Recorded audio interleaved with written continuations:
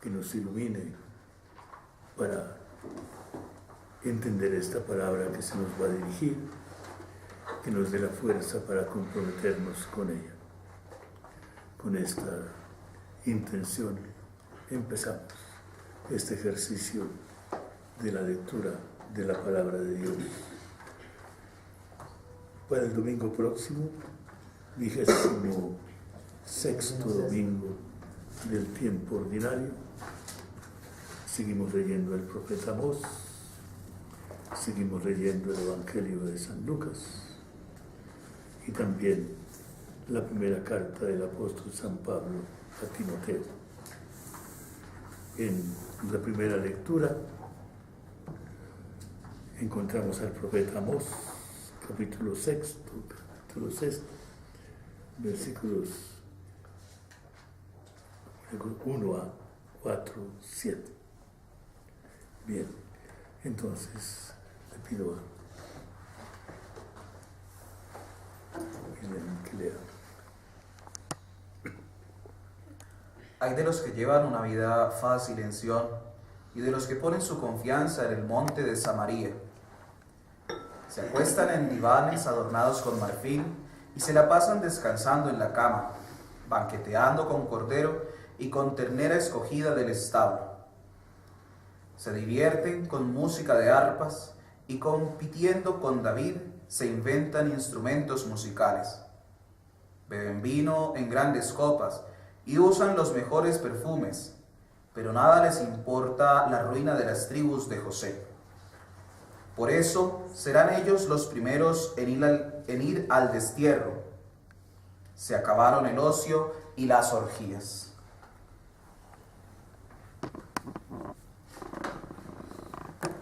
Profeta Amós, Antiguo Testamento, siglo VIII, un poco antes del destierro del Reino del Norte, destierro que ocurrió en el año 722 antes de Cristo. Palabras de un profeta que venía del sur, que el Señor envió a hablar. Encontró en medio de ese Reino del Norte una situación fácil, próspera, que había llegado el reino de Jeroboam II. Con él llegó, y en ese momento había esa gran diversidad.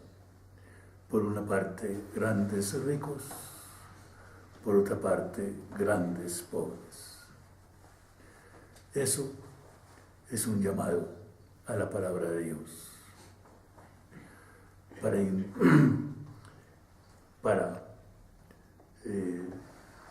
tomar conciencia de qué dice la palabra de Dios al respecto.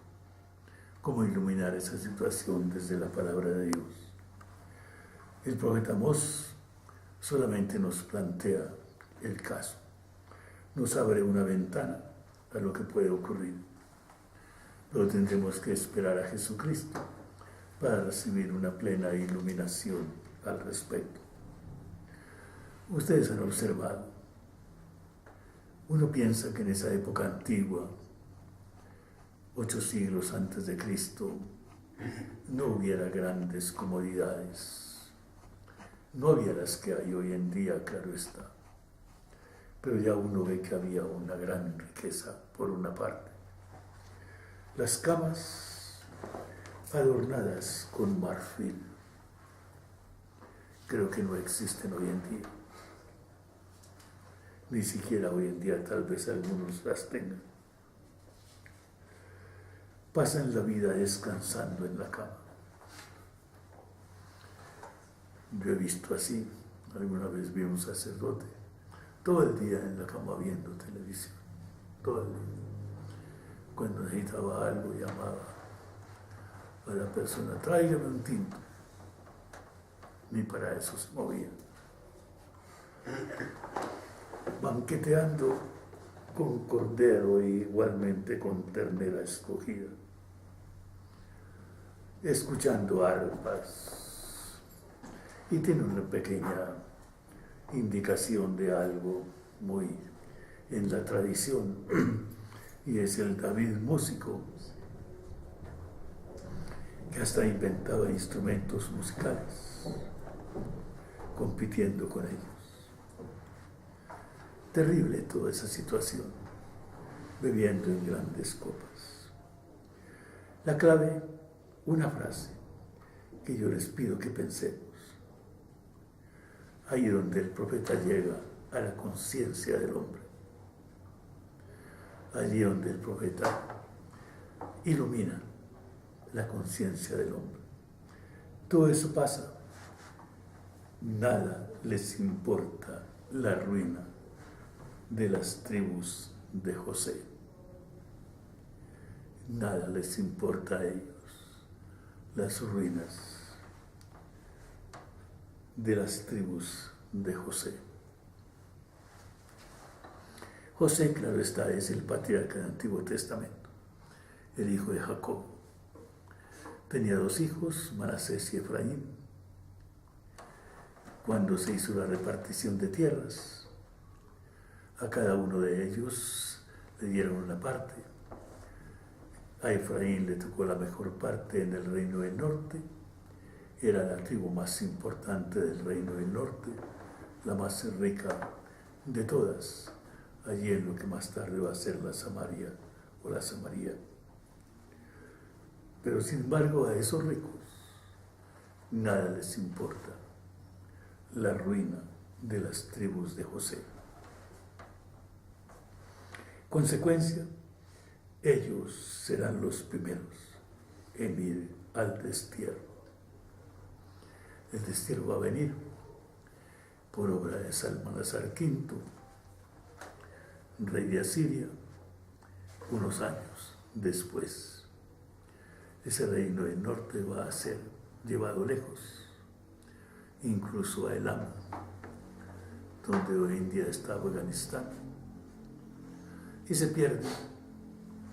Nunca más volverán.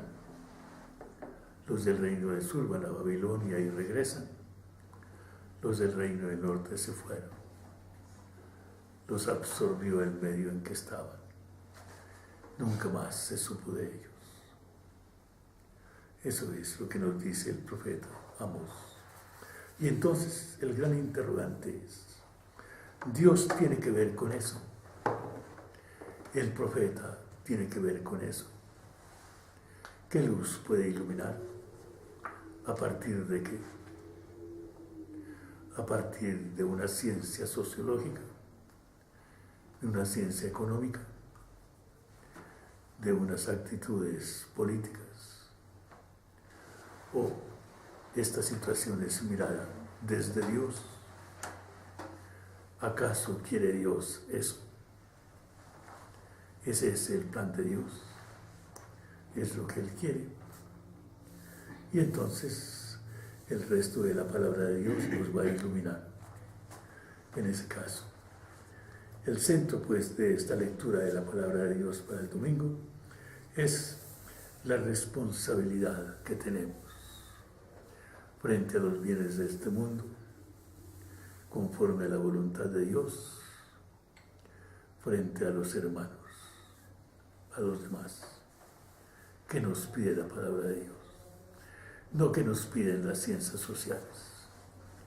¿Qué nos pide la palabra de Dios? Vamos a hacer la segunda lectura. Timoteo.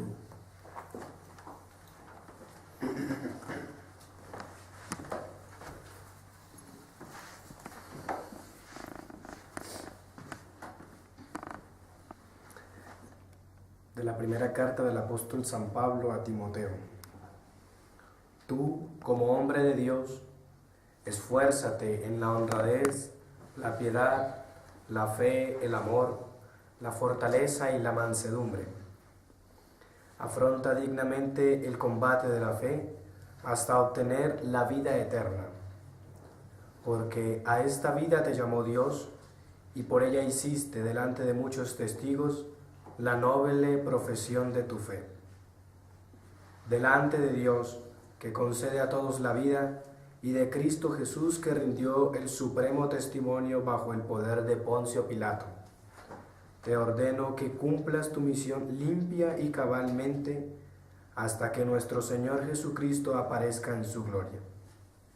Porque así nos lo hará ver Dios algún día, el Dios bienaventurado, el soberano, el Rey de reyes y Señor de señores, el único que posee la inmortalidad y vive en la luz inaccesible,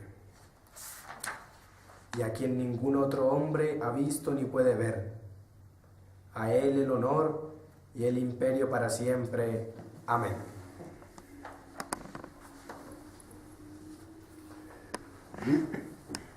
Diríamos que esta lectura es el contraste de la anterior. Aquí está presente Dios, está presente su plan salvador, está presente lo que Él pide al hombre, a todos, no solamente a Timoteo, obispo, sino a todo cristiano, a todo aquel que ha hecho profesión de la fe. Ahí no son las riquezas de este mundo, la cama de marfil, los banquetes, el vino en copas, lo que preside la vida del hombre. San Pablo va a decir: esfuérzate en la honradez, la piedad, la fe, el amor, la fortaleza, la mansedumbre. Esas son las verdaderas riquezas del hombre. Es lo que nos va a decir él precisamente allí. Afronta el combate de la fe. Lo que yo te pido, le dice Dios al hombre, lo que tú me has prometido, porque así lo dice Él.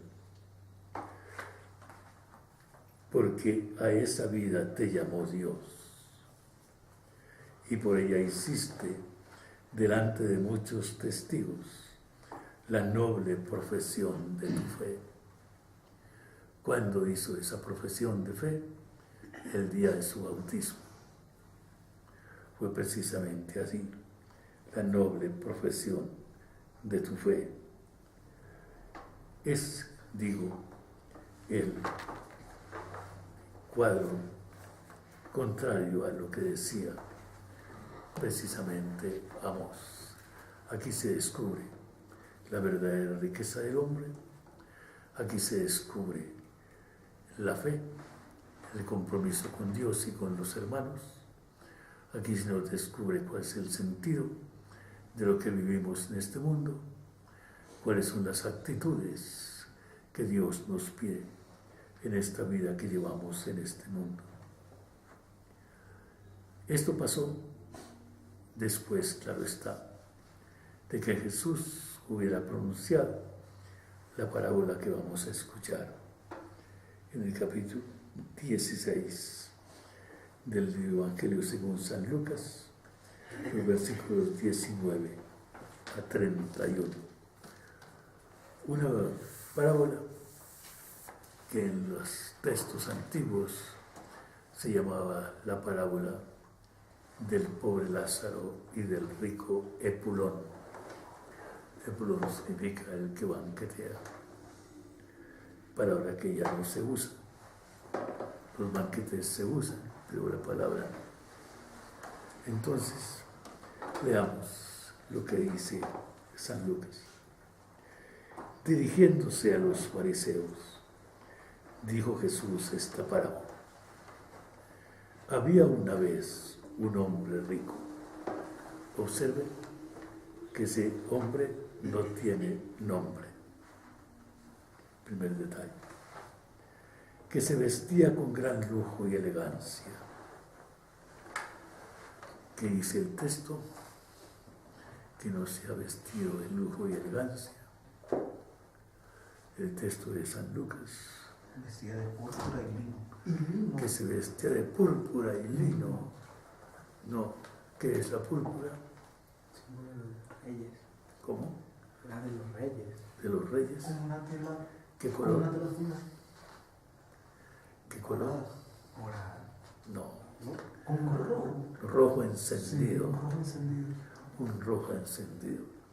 La púrpura Es un molusco, la púspula es un animal verdaderamente que existe en el mar, que bota una tinta y con esa tinta se teñía la ropa y hacían esos vestidos de púrpura, o sea, de un rojo carmesí, de un rojo encendido.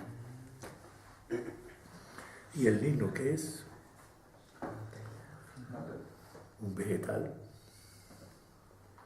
del cual se sacaron las fibras, blanco, con el cual se hacía antiguamente obligatoriamente en estos elementos que tenemos hoy en día en la liturgia corporal y otros elementos que hay, hasta los manteles del altar y demás debían ser de lino, Hoy en día no, se hace de cualquier cosa, de un teflón cualquiera. Entonces, no les pregunto lo que pregunté alguna vez, ¿quién se viste hoy en día así? Y me respondieron, pero no digo la respuesta. Había un pobre, y diariamente se daba espléndidos banquetes, el epulón que decía. Había un pobre que se llamaba Lázaro. Este tiene nombre. ¿Habrá algo ahí? Mucho. ¿Qué significa eso? Lázaro. ¿Cómo? ¿Qué significa la palabra? ¿Qué cosa? Lázaro. Lázaro. Aguarda un momentico a ver, porque yo sé qué significa Lázaro, pero no es pobre, no. Te digo después porque no se me viene a la memoria inmediatamente. Había un pobre que se llamaba Lázaro, que se la pasaba tendido delante de la puerta del rico, cubierto de llagas, deseando calmar el hambre con lo que caía de la mesa del rico. Y hasta los perros se acercaban a lamerle las llagas. Primera escena de la parábola. El contraste entre los dos. Uno que tiene nombre, dignidad de hombre, su nombre es Lázaro, en su pobreza y en su indigencia. El otro que no tiene nombre, como hombre diríamos que no se lo merece el nombre. Bien, el uno en una riqueza espléndida, no se cuida de nada. El otro en una pobreza mayúscula, tendido a la puerta, no atendido por sus hermanos los hombres, pero sí acompañado de un perro que lo aliviaba un poco. Es maravilloso el cuadro que se nos da, digno de una pintura. Sucedió, aquí cambian las cosas, en este suceder, un acontecimiento que entra en la vida de los dos. Sucedió que murió el pobre. Los ángeles lo llevaron a disfrutar de la compañía de Abraham, el seno de Abraham que decía. También el rico murió y le hicieron sus funerales. Al pobre, sus funerales fue llevarlo a Abraham, a la compañía de Abraham. Al rico, los funerales, esos que se acaban en este mundo. Los dos igualados por un hecho absolutamente imposible de evitar, terrible, la muerte iguala. Lo que le pasó al uno le pasó al otro, inevitablemente. Y cuando llegó al infierno, el infierno, no olviden, no es el lugar de tormentos expresamente. La palabra infierno significa debajo, inferior. Ellos consideraban el mundo dividido en 3 pisos. En el piso de arriba, el tercero, estaba el cielo, habitación divina. En el piso segundo está la tierra, habitación del hombre, el hombre vive en la tierra. En el piso de abajo, subterráneo, o sea, debajo, estaba la habitación de los difuntos. Allá iban todos, absolutamente todos. Así se dividía esto. Cuando llegó al infierno, en medio de los tormentos, levantó la vista y divisó desde lejos a Abraham y a Lázaro en su compañía.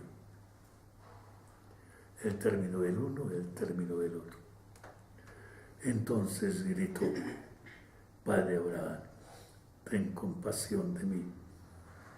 Manda a Lázaro a que moje la punta del dedo en agua y venga a refrescarme la lengua, porque sufro horriblemente en estas llamas.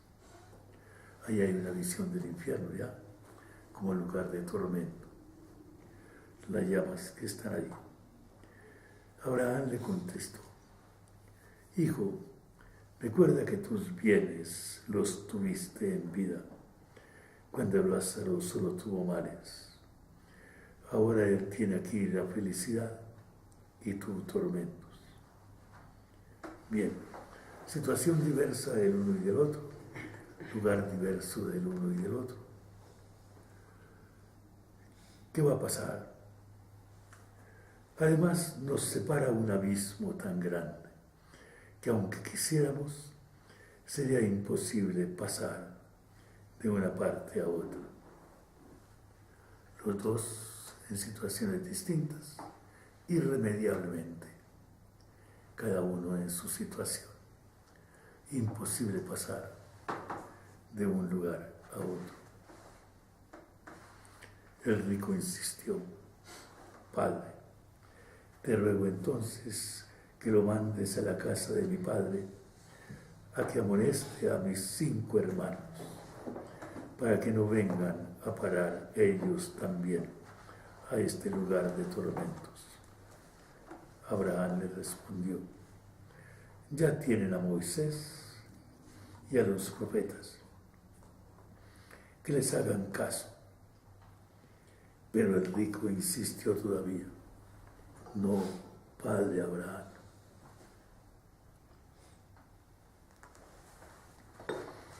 Pero si un muerto resucita y se les presenta, seguro que se arrepiente. Abraham le contestó: si no hacen caso a Moisés y a los profetas, tampoco se convencerán, aunque resucite un muerto. Esa es la parábola. ¿Habrá alguna cosa para comentar? El infierno es igual que el Sheol. El infierno es el Sheol. Sheol es la palabra hebrea. Igualmente el Hades de los griegos. Los griegos hablaban del Hades con H.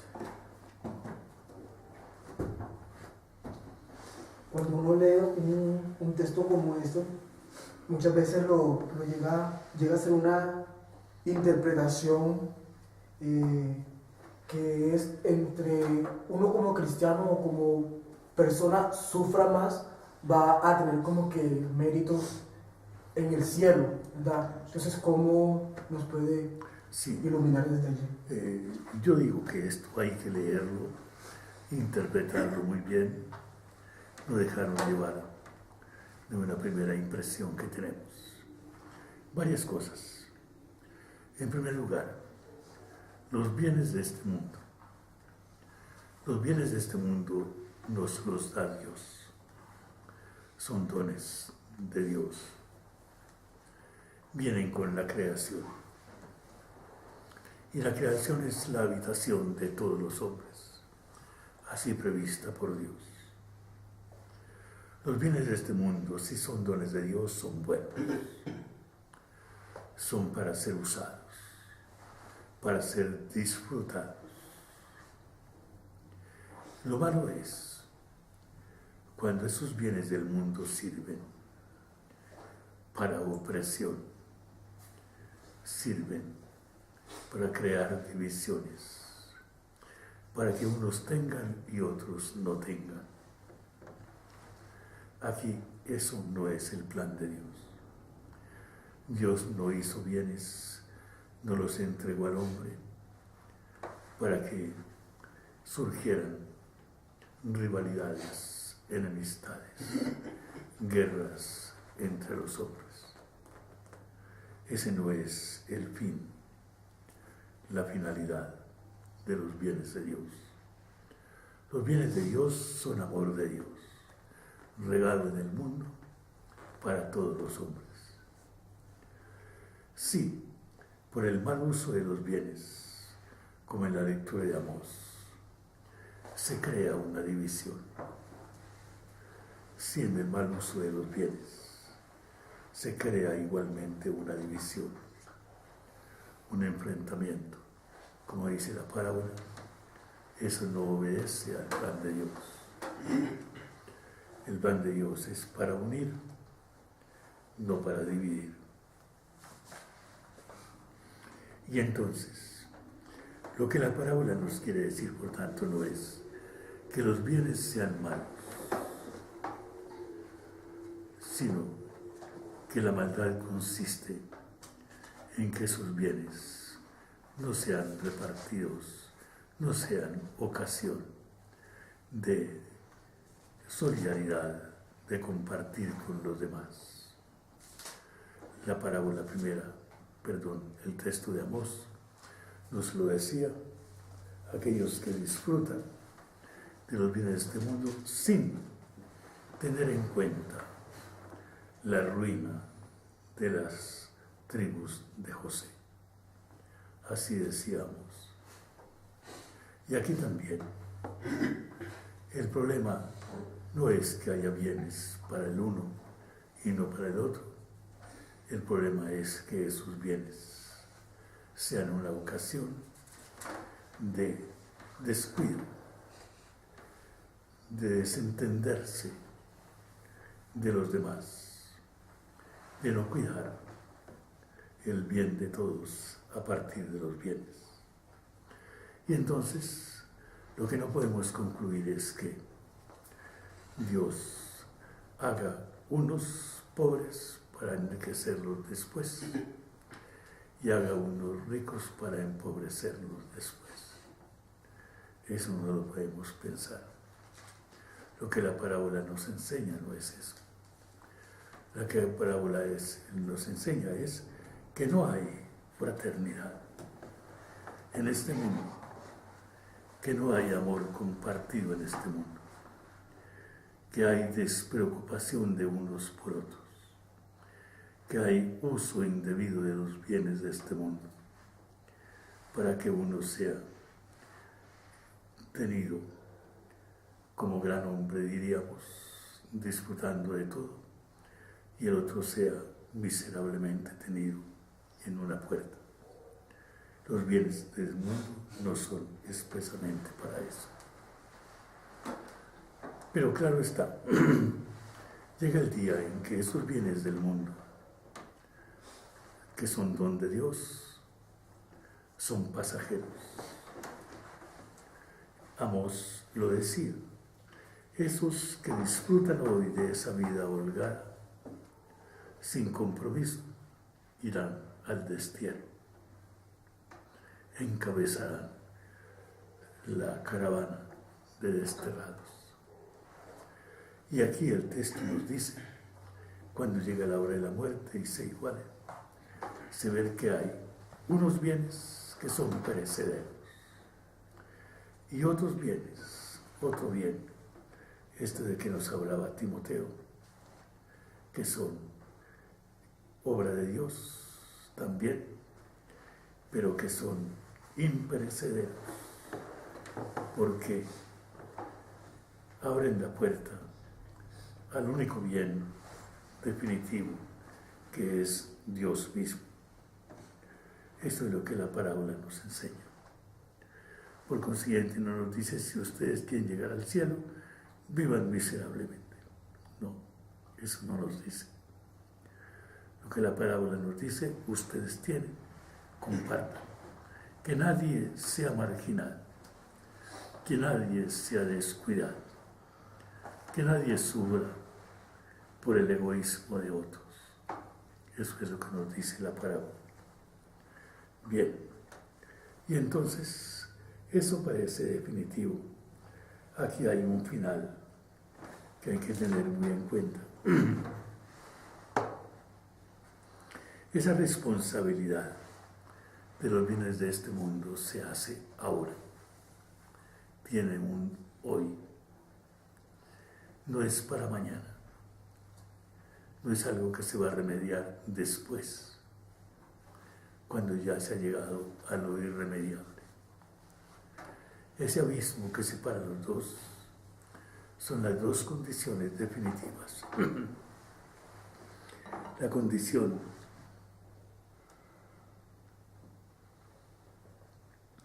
del que pone su confianza en los bienes de este mundo, como si eso fuera lo definitivo. Se olvida de Dios y del prójimo, y la condición del otro, que tiene como riqueza precisamente a Dios y debía tener también la riqueza de sus hermanos. Son los dos aspectos que fijan irremediablemente la condición humana al final. Hay un rasgo que es muy interesante y es la oración, la petición, diría, del rico cuando pide que venga alguien. Ese alguien es Lázaro, precisamente, que venga a este mundo y que amoneste a sus 5 hermanos para que ellos no tengan que ir allá. Uno diría que allá, en ese lugar donde está separado, tiene este hombre un buen pensamiento, el pensamiento de sus hermanos, que no vayan.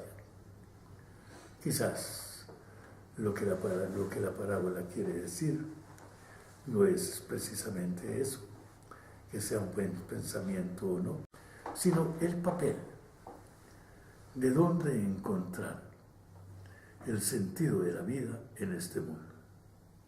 ¿Dónde encontrarlo? El Señor lo dice al final.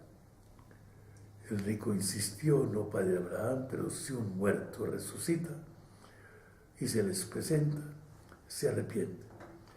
Y respondió Abraham, si no hacen caso a Moisés y a los profetas. No olviden que Moisés y profetas representan toda la palabra de Dios de Antiguo Testamento, toda la palabra. No solamente unos libros, sino toda la palabra de Dios está encerrada en Moisés y los profetas. Si ellos quieren encontrar el sentido de la palabra, el sentido de la vida, que lean la palabra de Dios. Si esa palabra de Dios, que es una palabra eficaz, que es una palabra que ilumina la vida, no los convence, no se convencerán, ni aunque venga otro del más allá a hablarnos. Esto es lo que nos quiere decir el texto. El texto quiere decir, tenemos una actitud en el mundo que tener esta actitud frente a los bienes de la tierra, absolutamente imprescindible para todos. Todos necesitamos de ellos. El que los tiene en abundancia los disfruta. El que carece de ellos, carece de ellos. Pero todos tenemos necesidad de ellos. ¿Qué es lo que Dios quiere? Son dones divinos para ser compartidos. No son objeto de discordia ni de opresión. Son objeto de servicio y de amor en nombre de Dios. ¿Cuándo se hace eso? A lo largo de la vida. No en un mañana, sino en un hoy. No es para después, sino ahora, cuando es posible hacerlo. Cuando eso pase, es irremediable. ¿Cómo entenderlo y cómo iluminarlo? Entenderlo y iluminarlo a través de la palabra de Dios.